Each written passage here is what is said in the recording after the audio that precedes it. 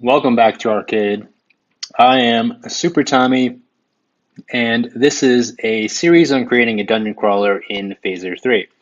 Now, in the last part, we implemented handling this animation when we get hit by our enemies, and you see we have this bug here now after our refactor that the animation doesn't quite play right, and that does happen when you're refactoring maybe carelessly, but you're always going to miss something, or not always. Sometimes you will miss something.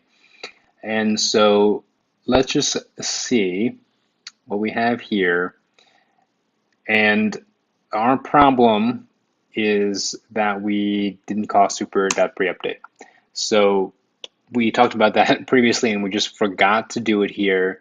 And that's why like we said in a previous video, the logic that the arcade sprite does needs to be done. And if it's not done, some bad things can happen, like this, for example. So you'll see if we just do this, pass in the variable, the arguments there, and then we come back here, our animations are working again. So that was the bug, and that was fixed. We just fixed it just by doing that. Now, how could you have noticed this other than looking a little carefully? I'm not sure there's another way. One thing that I did do was just change the animation here and get rid of the idle here to see what it does. And of course, it did not play even by itself, so clearly something was wrong. And then I just noticed that we did not call super. And just now I noticed this dot play is not a thing. Oh, this is a thing. So this just wraps this dot anims dot play. I did not know that. So they both work in that case. That's cool. Anyway, so this should all work again. So here we are. Now in this video, we're going to add some UI when the lizard hits us. We're going to do this little bounce back, turn red, and then also lose a heart. So we've already pre-created this atlas. Oh no, we didn't use atlas series. We're just going to load these two PNGs, right? This full and this empty. This is full and this is empty. And this is from this 16 by 16 dungeon tileset 2. You can find on itch. It is by 0x72. I'm not sure if he's got another name, but it is the 0 by 72 account. That's the tileset we're using. So let's get to it. So first things first, we have these new PNGs to load in our preloader scene. So let's load that. Now, of course, you could make this into an atlas. We just chose not to. So we're going to call this UI heart empty, and that is at UI. Let's just expand this. I don't remember what I called it.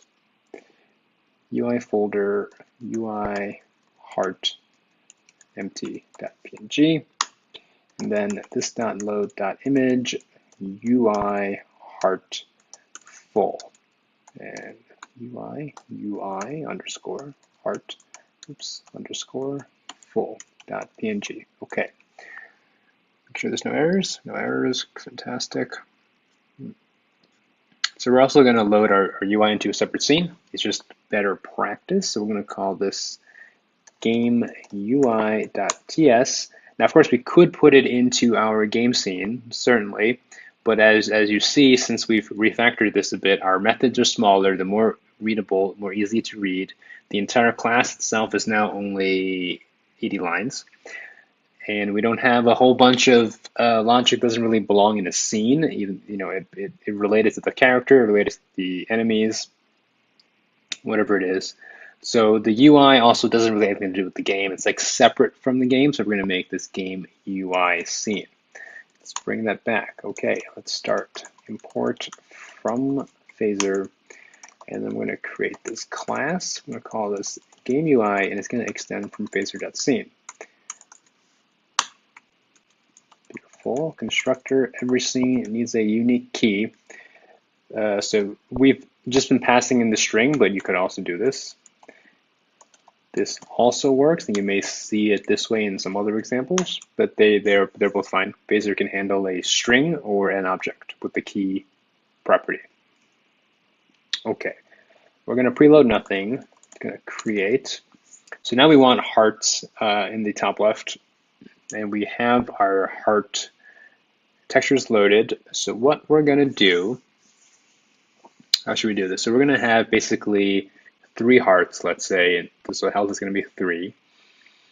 Very Zelda-esque. So let's make a group. So this dot add dot group, and let's see. I think groups by default make sprites, but we're just going to use phaser.images. There's probably no harm in using the default. I'm going to call this hearts, but we're just going to specify image since we know our hearts will have no animations. What we're going to do is simply swap the texture when we get hit. So hearts dot create, we can create multiple and just put them on the screen. So this config VS Code will help us. We can also check the docs for this. But what we know,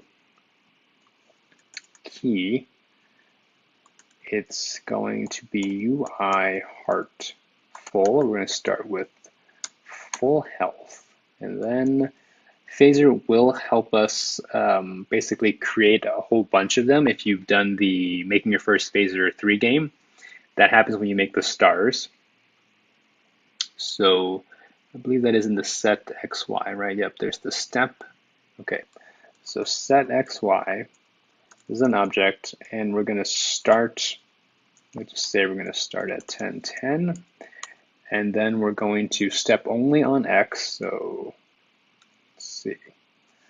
Yeah, now we need the docs. And then I could go back here and just see what's set XY, step X. So it's step X, and we're going to step, I don't know, 16, and let's see, there should be a count somewhere, or like how many we want to create multiple of.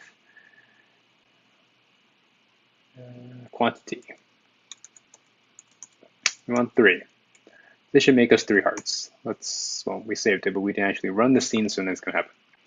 Okay, let's go back to our game. First we gotta go to main and then register the scene.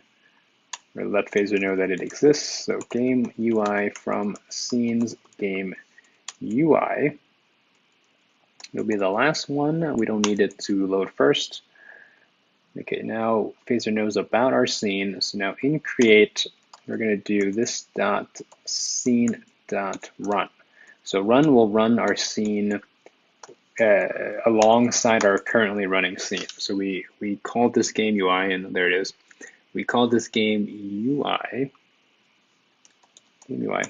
Here, that's the key. And so now we have our hearts. It starts at 10, 10, and then steps 16. So there that is. So that looks pretty good. So now we want to decrease these hearts when we get hit. So now we have the problem, or the maybe problem. Well, either way, we need to figure out how to communicate between two scenes. So there's a few ways we can do this. The game scene runs the game UI scene, but run returns the scene plugin itself, doesn't return the scene instance. We could get it via this get, and then just pass in game UI, and that will give us the game UI scene. But we're going to do it a slightly different way. We're going to use events. So let's just show you. We did have a recent blog article about this, how to communicate between scenes in Phaser 3, and our recommendation, and I prefer this, is to use events, since it keeps your code and your classes decoupled, or more decoupled than having a direct reference by getting using this.scene.get. And so Phaser comes with, I think, a modified version of event emitter, or just a version of event emitter. I'm not actually sure. But what we can do is simply create an event emitter instance and then use that to pass messages between our scenes or anything else, really. We're not using the event emitter on game just so that we don't accidentally override any events that Phaser is sending out on the game's event emitter. So let's just save this. And now this article is going to go through how you can go about doing this, but we're going to show you right now as well. And let's just make a new folder called events. And we're going to make a new file called the event center. Doesn't really matter what you call this. Part of me likes how Apple names their stuff in their, if you've done any iOS or Mac OS development, you know, Notification Center, various centers. I can't think of them right now on the top of my head, but I do like that style of naming. So we're going to call this event center. This is just class. Let's call this events. Not class, this file rather. So in here, we're just going to have, I'm going to call this scene events. It's going to be a new phaser.events.event emitter, and then we're going to export it. So this event center can have multiple different type of event emitters. This is a scene events event emitter, and so that's creating that. Now go back to game, collapse this for size. We are going to import our scene events from our event center. Event center. Scene events. Okay. What are we doing with this? Okay, so when we get hit, we want to let our other scene know. So scene events, scene events dot emit. And best practice would be to have a separate file with all your event names as a const. Phaser has this too, but we're just, for simplicity right here, we're just going to say player health changed, right? I'm going to pass in something. And that something will be the player's health. So the best place for player health is, of course, in the player class. So let's do that. And we are going to make a private variable underscore health. And then we're going to make a property health that simply returns the underscore health. This underscore is a way to denote that this is a private, and then we have a public property that can only get it, so that we don't allow outsiders to change the health of our player. Outsiders being not our own player class. Okay, it's a convention. That's the word I was thinking for. This underscore is a convention for private in a lot of different ways people write code style, and we haven't been doing that, obviously. I don't always do that. But in the case where I do have a property that is better named as health, for example, and then I have a corresponding private member, I'll just name it this way. You can do whatever you want. Okay, let's see. What am I doing? Okay, health. Health should not start at 3. Health starts at 0. And then when damage happens, what we know is we're going to want to minus health. So we lose 1. Now if this dot health is less than or equal to 0, it really should never be less than, but just in case, we are going to, this is die, right? We'll do that later. Great, I think that's it. And then of course, if for some reason we're already dead, don't keep killing us, right? Return, okay. We will handle this later, so we can actually do to do die. Okay, so that's that.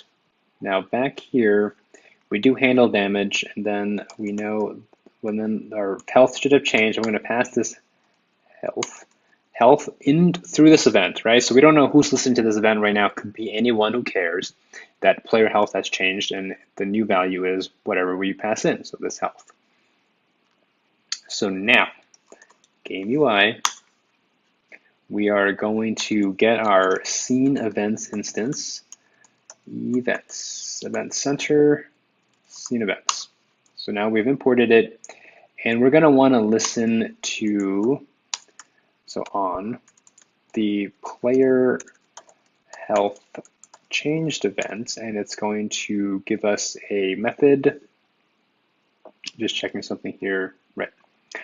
So we're going to create a method to handle this. So handle player health changed, and we're going to get health. Okay, so this dot player health changed, and there is a context again. If you need more information about context, I mentioned this in a previous video, but we have a video going over JavaScript scopes and context in the context or in relation to Phaser. So do check that out, and I will link it in the video below, probably, if I don't forget. Okay, so we have this event. We're listening the player health changed event, and when that does happen, to adjust our hearts here. So we have a group of hearts. So okay, so of course we can't access that. So we're going to make this hearts a class property of the game UI scene group.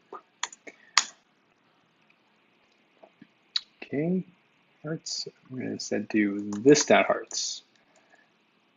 Oh, health hearts. And just trust me, it'll exist. Oops. This hearts. Okay. So come back down here. This dot hearts dot children. So children is all the individual hearts inside the group. Dot each. So I'm going to go over each heart. And I think the first is a game object, and the second is index. Let's just check. Game object, index. Okay. So, and we know that the go is an image dot image. Since we're clearly specifying we want it to be an image, so we know it's an image, so this is safe to do, more or less, pretty much. I think, I'm trying to think how it could go wrong. It could go wrong, there are ways, but it should be good. Okay, so now we have heart. Now we're doing this simply because Go itself you can't like do set texture. But on heart, you can do set texture. Okay, and so we have the health and we have the index. I'm going to use these two to determine how many full hearts to show effectively. So index is going to go from 0 to 2. In our case, we have 3 hearts, so 0, 1, 2. And then health is going to go from 1 to 3. Yes. Well, no. 3 to start, so it'll be 3, 2, 1, and then 0. Okay, so if incoming health is the new health, so let's say it's 3. If it is less than, no, let's just say index. Now I'm gonna think here. So if the index, so this is gonna be 0, 1, 2. If index is less than or equal to health, right? So if it comes in as 3, we're gonna want our heart texture to be this UI heart full. And so if index, so let's say health is 2 and index is 2, so there we go. So this should be right. Heart.set texture UI heart empty. Okay, so player health changed. Let's just see it. I'm going to do a cleanup after we make sure that this works. Boom. Moves the health, moves the heart. Great. Okay, so that's working. But which we do need to clean this up. This happens a lot when we're writing code. We may forget to do this cleanup, and so what we want to do is to unlisten, or off. We have on here. We want to do the opposite, or the inverse, which is off, to remove the event listener, remove the listener that we're listening to. We want to clean it up, so we're going to do this dot events. Yeah, this dot events. So on the scene itself, dot on phaser dot scenes dot events. Yeah, dot shutdown. So when the scene is shut down, we probably just once actually. Yeah, because create's going to get called every time the scene is run. we want to do scene events. Hello, scene events dot off player health changed this dot player health changed this. Okay. So that will be our cleanup so that we don't have this happening multiple times. So if we don't do this cleanup and we, let's say, restart the level, we're going to start losing, not losing, health won't change, but we're going to basically get this event 2 times and we'll be doing extra work. You probably won't see any bug in this specific case, but we will be doing extra work unnecessarily. And later, if you're expecting this to only happen 1 time, like you would, it wouldn't be, and you may have some other bugs later. So there we go. There's the cleanup. And now we have no health, but you can still move around and stuff. So let's just real quick, we got 20 minutes into this video, real quick here, if we're actually dead, so let's just say health state dead. And whenever our health goes to 0, this dot health state gets health state dot dead. And of course, if we're dead, don't update, you can't move. If this dot health state equals damage, or this dot health state equal to health state dot dead. Let's bring that down here. Okay. So let's just test it. We should be unable to move. There is a faint animation that we can add. Yeah, okay, no removing. And okay, so damage. Oh, there is no damage. Let's see. So case health state dot dead. So it's going to do the same thing. Actually, no. We're actually just going to not bother with the tinting and all that jazz. So in fact, let's see. Let's take this. Else, right? This logically makes sense. Damage dead. Okay. So let's real quick here add a faint animation, which we do have. Anims.create. So it's going to be very similar to this and not repeat. And we are going to frame rate probably still 15. And let's look at fauna JSON. There is a faint animation. Yep, faint 1, faint 2, faint 3, faint. So 1 to 4, and it's faint dash. Okay, so fauna faint. And it's going to be 1 through 4, and it is just faint dash. Okay. So we're going to have our character faint. This dot, so we know we can do this. I just learned this while making this video. Fauna that there is a wrapper for the anim's play. And let's see. Hit me. Hit me. Oh, it didn't do it. Let's see. Oh, let's make 0. That's right. I mean, I think this works. Does it actually work?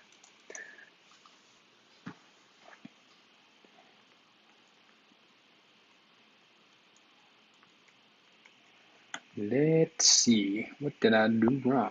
So it definitely went into here. Health state dead. If damage or dead.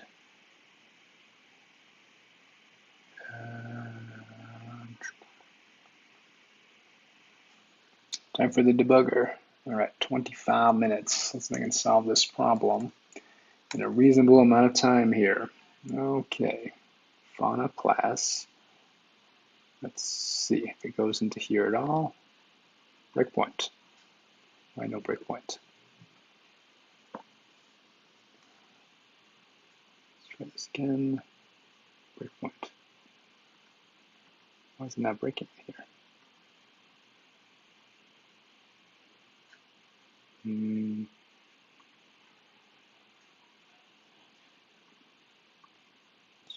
again. Debugger.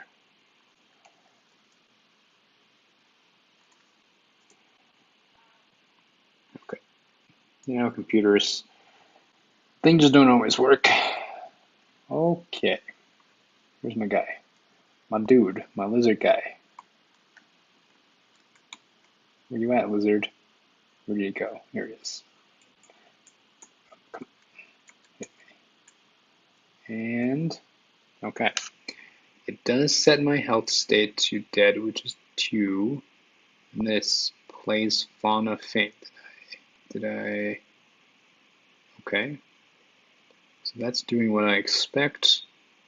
It should come in here. Just make sure I'm not in here for some reason. And then update should not be happening.